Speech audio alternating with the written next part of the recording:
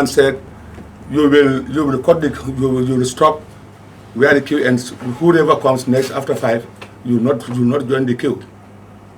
Well, what we are used to here in our election, maybe this is a new order that you are bringing to us, is something new, because you have to wait until you give a time to the agents.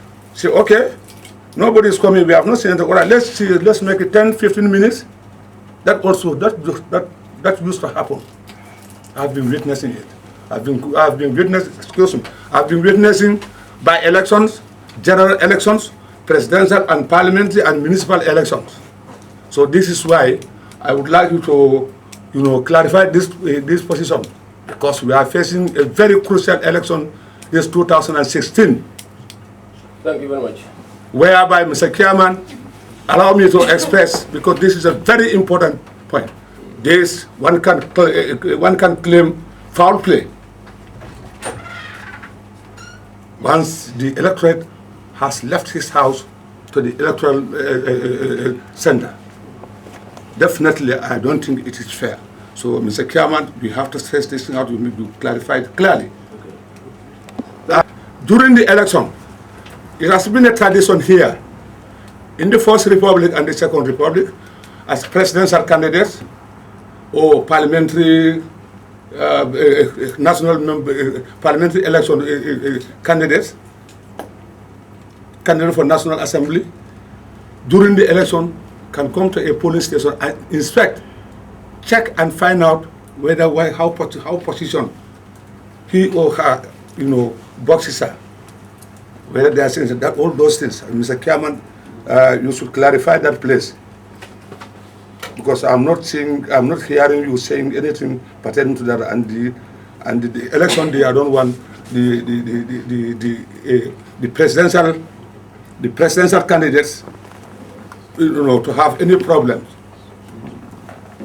Thank you. Time and tide waits for no man. You have time from 8 in the morning up to 5. If for any reason you couldn't be there by 5 o'clock, you cannot hold the whole country into ransom simply because polling station X or Y is not yet closed, so that we can collect the results. If we leave it just open like that, people will be there throughout, and time and tide waits for no man. If for any reason there are some unforeseen circumstances where you cannot be there by 5 o'clock, you cannot hold the whole country into ransom. That you have to understand. Because if we leave it like that, we'll be there till daybreak.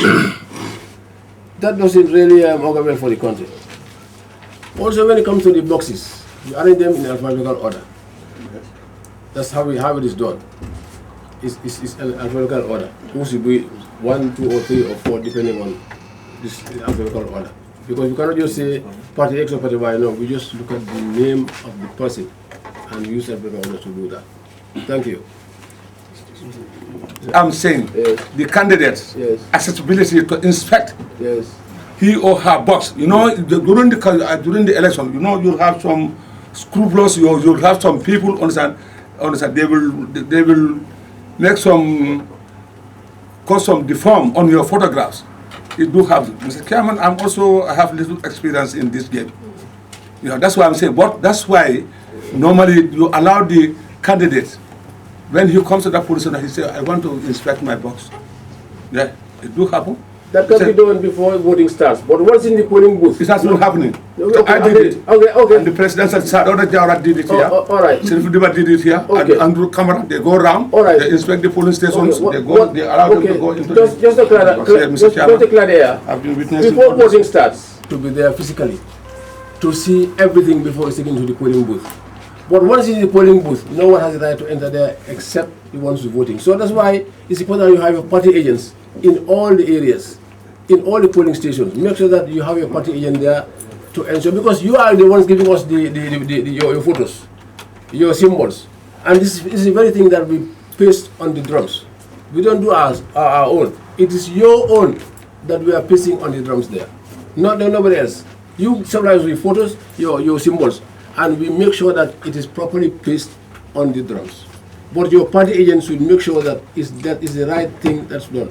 Your party agent. Yeah, no, I'm just saying that. I have heard what you have said, but I have not heard anything about the role the media is going to play in these crucial elections. And media is very important. Without the media, it looks like the public is not fully informed.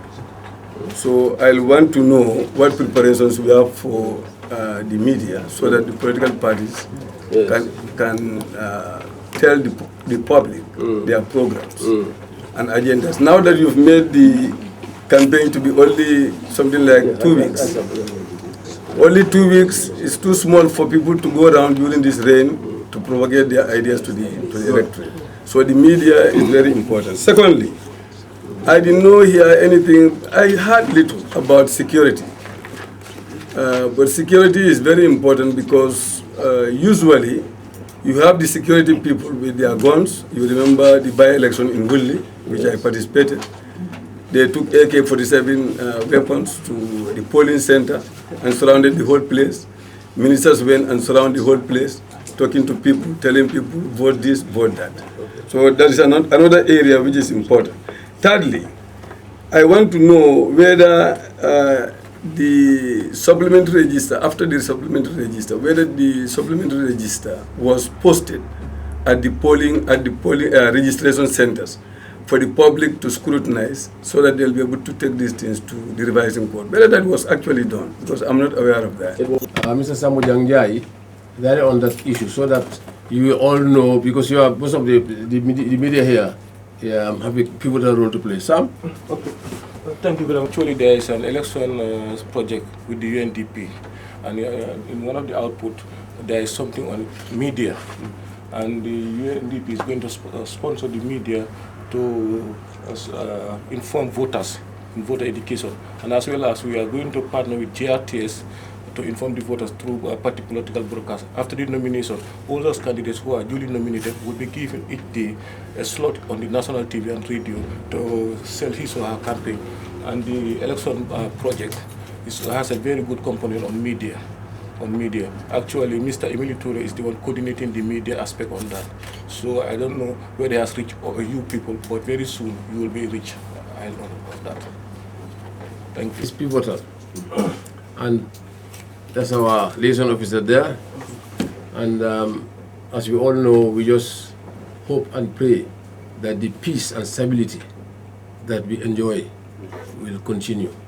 And there will be no cause whatsoever to involve other matters that definitely may lead to the need for sort of security alert. Yes. I'm the convener and campaign team manager for the Dr. Toure candidature for an independent presidential candidate 2016. My question is, IEC would have to, my question was for the IEC to define for those who are going to engage in the political arena the definition they have for what it means national threat. The reason being that already in the social media, some prominent people who have been known to be security officers and associated to the government are putting out messages in the form of advice to Dr. Toure that she should not engage in national issues that are of national threat.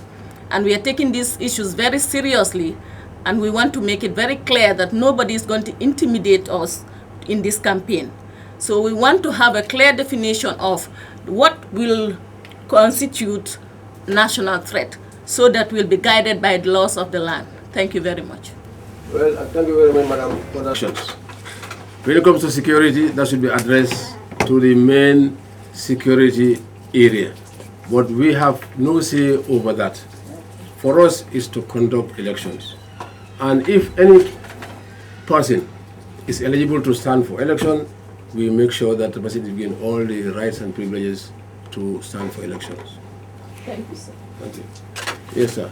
Yes, that is being, convened, but it appears that the parties are also engaged. This was the proactive nature of the event.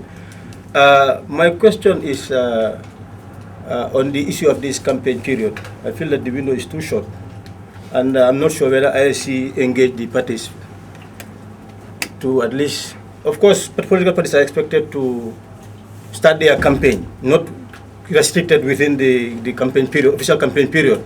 But I feel that the official campaign period should also, give them that latitude. I believe that it should increase. It's too short. The other concern is these new constituencies. It has been an issue that has been raised on many occasions in the past concerning voters. We are talking about time.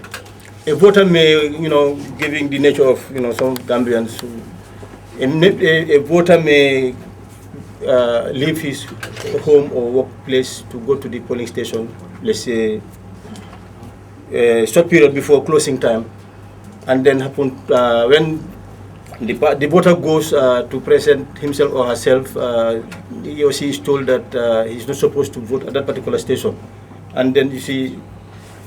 Do you know what I mean? That is a challenge for the person to go to a distant polling station, and then before reaching time is up.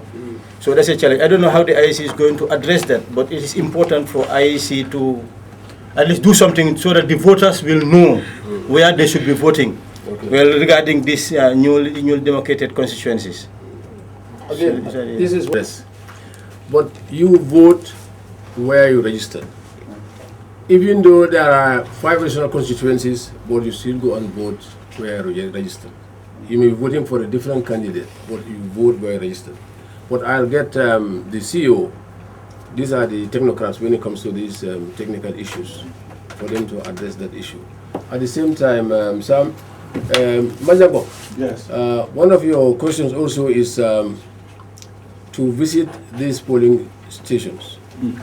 We do it at a convenient time.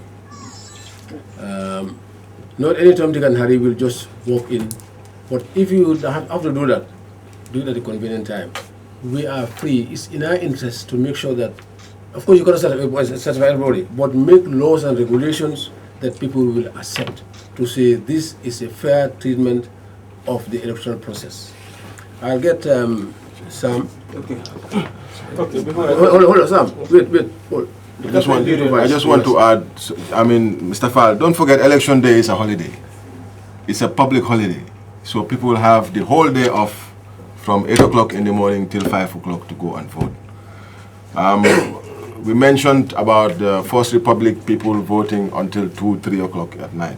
But then the system has changed. Then polling stations were more sparsely allocated, and we had bigger populations at polling stations. Now what we have, we try to limit all our polling stations within 2 to 3, 4 kilometers walking distance. And secondly, we try to limit all our polling stations under 1,000 voters, which means that between 5 and 8, if everybody comes to vote on time, we have polling stations where 100% of 90% of the voters have voted, and we're talking about a population in a polling station of about 1,000 voters. And by 2 o'clock, 90% of the population have voted. So if people come on time, there is no issue of the time frame that is dedicated to voting. Now, on your first question about the candidate inspecting the polling booth, we don't encourage it widely because you have your agents there, you have your party agents there. But if a candidate wants to visit a polling station, it is allowed, provided that it is done at a time that's convenient to the polling staff. They cannot just come anytime when you have thousands of voters there and expect to be given, everything to stop and we attend to you. We've done this before, and it's only the candidate, not a surrogate, only the candidate. So you cannot send 1,000 people to 1,000 polling stations to go and do this for you. Only the candidate is allowed to inspect their polling stations during this day, and we advise that it is done on a spot check basis, because we should have trust in what each of us are doing. Yeah. You have agents there that are there in the beginning of the day, they are sitting there with us all through the day.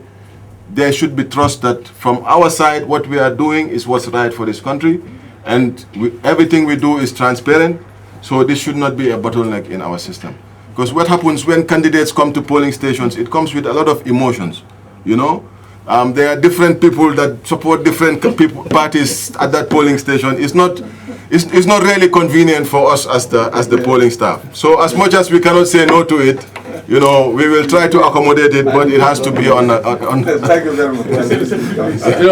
For those of you who don't know Vice well, because some of you know him, he's been in the system for over 20 years. He started from the ground, rising up to be CEO, and now he's the vice. So he knows inside out the whole system. He's been with it from day one. So that's why he can. Sorry, Mr. Chair, I had my turn, but I just want to intervene. For me, I don't think candidates should be encouraged to a polling station with that with his entourage, security entourage. That may amount to intimidation. So candidates should not be allowed to be going to. That's my position. Okay, sir. Like the vice chairman said, we don't encourage it. But if it's happened, let it be an isolated one. But you cannot be going right around every other minute to all the polling station. We don't encourage it, please. Let's take note of that. And the other thing, like on the time, is from 8 to 5 o'clock. It used to be 7 to 6. But in election, anything you do in the dark is not too good. This is why we brought down the time. And you have 8 hours, 560 minutes. You understand?